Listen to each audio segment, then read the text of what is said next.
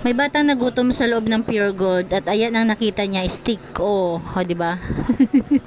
Pinuksan niya na at inunahan na yung customer. Napakaswerte natin sa Buena Mano. Di ba? Pa-relax pa yan. At ayan nga, nandito na naman tayo kay Pure Gold, pero maaga-aga kami nakapag-grocery niyan. Hindi kami naghahabol ng oras. So, may merchandise talaga sana ako mamimili. Kaya lang, pagdating sa bayan is sasakay pa pala kami ng isang tricycle bago makarating doon. Kasi nga, di ba, nasunog yung grocery nila. Pansamantala pala, doon muna sa bahay nila. Doon muna ang grocery. Kaya umuwi na lang kami at dito na lang kami din talaga sa Pure Gold.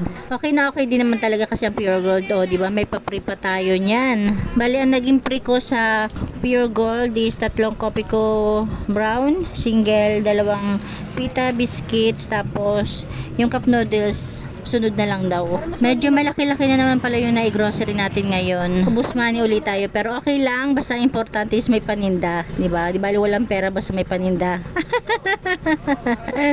Gusto ko man mag-unboxing, kaya lang medyo gahol na tayo sa oras, kaya siguro hindi na lang.